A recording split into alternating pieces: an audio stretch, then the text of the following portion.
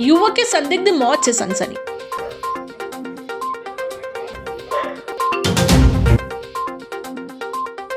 Train की चपेट में आने से महिला और 3 साल के मासूम की मौत।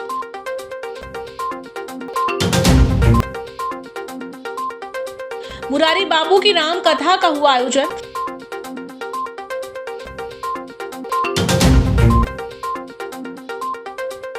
फ्लाईओवर पर आधी रात स्टंटबाजी, जन्मदिन मनाना पड़ा महंगा।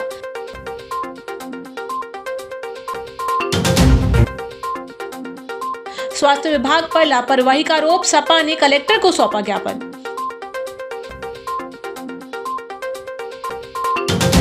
जबलपुर के कोतवाली थाना अंतर्गत चेरीलाल राजीव नगर में अंकित ठाकुर उर्फ चीन की संदिग्ध परिस्थितियों में मौत हो गई। परिजनों के अनुसार देर रात किसी बात को लेकर विवाद हुआ था, जिसे समझाइश के बाद शांत करा दिया गया था। सुबह युवक घर में मृत अवस्था में मिला, जिससे इलाके में हड़कंप मच गया। पुलिस ने मौके पर पहुंचकर शव को पोस्टमार्टम के लिए भेजते हुए जाँच शुरू कर दी है। ठाकुर था, मम्मी बता रहे, अंजू ठाकुर था। फिर उसके बाद जो सौरभ आया, फिर उसके बाद यश आया। फिर उसके बाद उसने दरवाजा फाड़ के अंदर मारा, गला पकड़ लिया और नाक में भी मारा, जीभ भी उठा लिया और लड़की बहनों की गाली बक रहा था। अंजू ने भी मारा है बाहर पटक के। घटना है कितने 11:30 बजे की बात है। रात की घटना है। फिर क्या आप लोग अस्पताल नहीं ले गए? कहाँ ले गए? मैंने बोली अच्छा वाला है। सुबह तो हम लोग ने सुबह देखा है, जब सुबह उठा चाय के लिए। ये राजीव नगर सेरी ताल में एक मर्ग की सूचना प्राप्त हुई है, जो अंकित ठाकुर है। इसकी मृत्यु हो गई। घर वालों ने आज ही सूचना दी है और घर वालों ने ये बताया कि रात में कुछ लड़कों से हाथापाई हुई थी और फिर परिवार वालों ने उनको अलग करके बालक को सुला दिया था और उसके उपरांत सुबह उस बालक का जो मृत अवस्था में शव उसको घर से ही मिला है। तो संबंध में मर्ग कायम किया गया है और जांच की जा रही है। मोहल्ले के 1-2 लोगों के उन्होंने नाम बताए हैं जो अभी जांच में हैं और जिस तरह की वस्तुस्थिति या पीएम रिपोर्ट में जो भी तथ्य आते हैं उसके हिसाब से उसमें कार्रवाई की जाएगी। जबलपुर के मदन महल रेलवे स्टेशन पर मालगाड़ी की चपेट में आने से एक महिला और 3 वर्षीय बालक की दर्दनाक मौत हो गई, जबकि 2 महिलाएं और 2 बच्चे घायल हुए हैं। घटना तब हुई जब भोपाल जनशताब्दी से उतरे यात्री प्लेटफॉर्म बदलने के लिए सीढ़ियों की बजाय रेलवे ट्रैक पार कर रहे थे। इसी दौरान सामने आ रही मालगाड़ी ने सभी 6 लोगों को अपनी चपेट में ले लिया। घायलों को तत्काल मेडिकल अस्पताल में भर्ती कराया गया, जहाँ इलाज के दौरान महिला पुष्पा सोंधिया और मासूम राजवीर ने दम तोड़ दिया। घटना के समय स्टेशन पर सुरक्षा बल की अनुपस्थिति सामने आई है। वहीं कलेक्टर ने जाँच और घायलों को उचित उपचार के निर्देश दिए हैं। भोपाल से जबलपुर को आने वाली ट्रेन जनशताब्दी से कुछ लोग नरसिंहपुर से चले थे, जिसमें 3 महिलाएं और 3 बच्चे थे। ये लोग मदन महल रेलवे स्टेशन उतर रहे थे। प्लेटफॉर्म नंबर 1 पे न उतर के 2 नंबर पर उतरे, जहां से मालगाड़ी आ रही थी, जहां पर ये इंसिडेंट हुआ है, जिसमें 3 महिलाएं 3 बच्चे, एक महिला की डेथ हो गई है, पुष्पा सोंधिया निवासी नरसिंहपुर, और 30 वर्षीय महिला है। जबलपुर के सिविल लाइंस साइंस कॉलेज खेल मैदान में ओशो जन्म महोत्सव के अवसर पर मुरारी बापू की राम कथा का आयोजन किया गया। कथा श्रवण के लिए बड़ी संख्या में श्रद्धालु पहुंचे और भक्ति रस में डूबे नजर आए। कार्यक्रम के दौरान रामचरित्र और जीवन मूल्यों पर प्रेरक प्रसंग सुनाए गए। आयोजन को लेकर पूरे परिसर में भक्तिमय और उत्सव का माहौल बना रहा।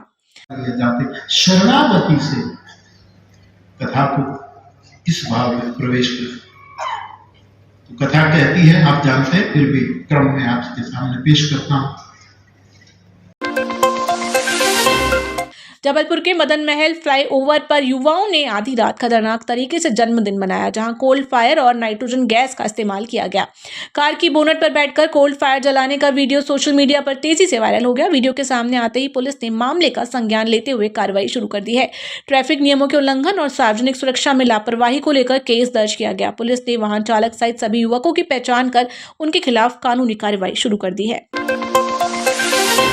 जबलपुर में समाजवादी पार्टी ने स्वास्थ्य विभाग पर गंभीर लापरवाही का आरोप लगाते हुए कलेक्टर को ज्ञापन सौंपा है। पार्टी ने आरोप लगाया कि सरकारी अस्पतालों में मरीजों को समय पर जांच और इलाज की सुविधा नहीं मिल रही है। कई मामलों में जांच रिपोर्ट में देरी और दवाइयों की भारी कमी की शिकायत भी सामने आई है। पार्टी ने इसे गरीब और मध्यम वर्ग के साथ अन्याय बताया। साथ ही मांग की गई कि पूरे मामले की जाँच कर दोषियों पर कठोर कार्रवाई की जाए। समाजवादी पार्टी जिंदाबाद, स्वास्थ्य विभाग की लापरवाही नहीं चलेगी, नहीं चलेगी। अग्नि विभाग जिंदाबाद। जिंदाबाद।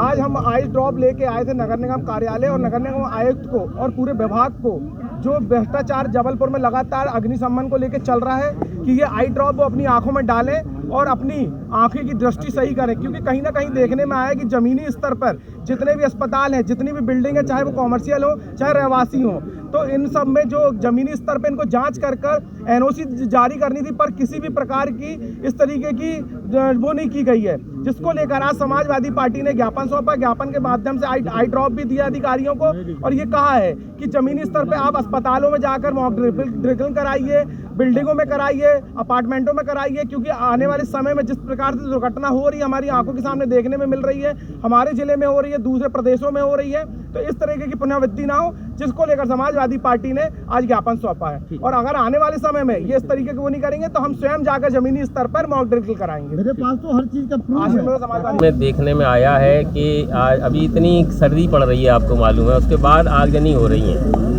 जब गर्मी आएगी तब क्या होगा आप लोग समझ सकते हो।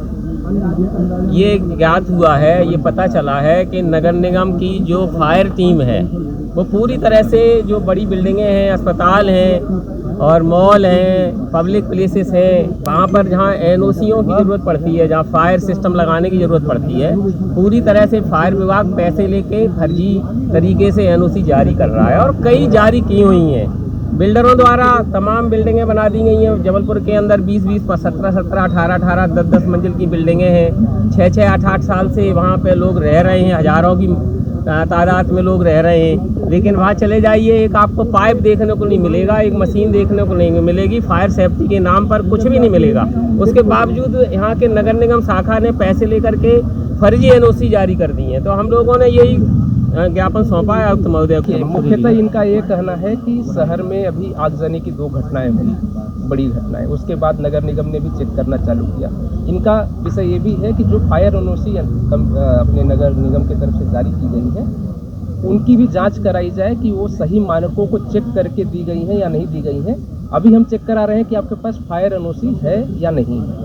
तो इनकी मांगों को ध्यान में रखते हुए हम जो 89 करीबन हॉस्पिटल इन्होंने बताए हैं, CMHO से हम उनकी जानकारी लेके उनको व्यक्तिगत रूप से जांच कराएंगे कि वो फायर एनओसी प्राप्त किए हुए हैं या नहीं किए हुए हैं, फायर एनओसी के मानकों को पूरा करते हैं कि नहीं करते, बिल्डिंग परमिशन उन्होंने ली है कि नहीं, ओवरऑल क्या वह हॉस्पिटल सुरक्षित है। क्योंकि हॉस्पिटल एक बहुत सेंसिटिव जगह है जहाँ पे बिल्डिंग सुरक्षित होना एक मतलब टॉप प्रायोरिटी में होना चाहिए। तो उसको ध्यान में रखते हुए निश्चित रूप से अगर ऐसा फर्जीवाड़ा पाया जाता है तो किस प्रकार की जो है नगर निगम कार्रवाई करेगा इन पर?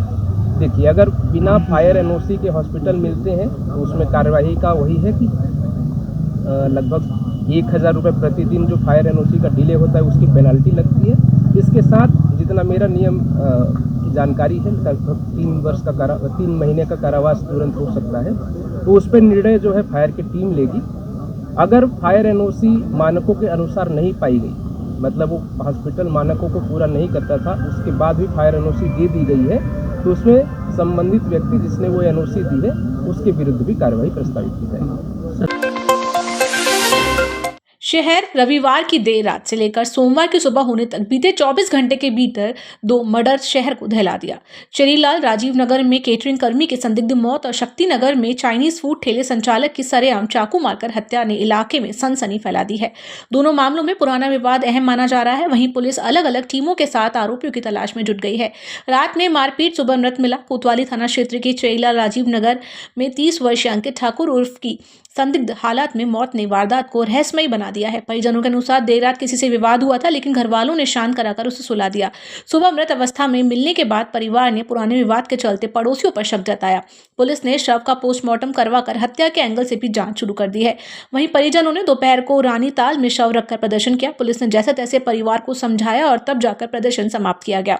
इधर शक्तिनगर में रविवार सोमवार की दरमियानी रात चाइनीज फूड ठेले संचालक मोनू चक्रवर्ती का 4 बदमाशों ने चाकू से सरेआम मर्डर कर दिया। दुकान बंद करते समय पहले गाली रिपीट।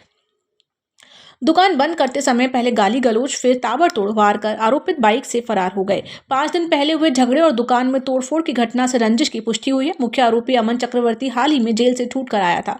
पुलिस ने चारों पर मर्डर का केस दर्ज कर टीमें गठित की हैं। पुराने विवाद की बना रहे सूची। दोनों वारदातों के बाद पुलिस ने इलाके में निगरानी बढ़ा दी है। पुराने विवाद से जुड़े संदिग्धों की लिस्ट तैयार की जा रही है और गड़ा थाना के अलावा कोतवाली पुलिस का दावा है कि जल्द ही आरोपियों को गिरफ्तार कर लिया जाएगा।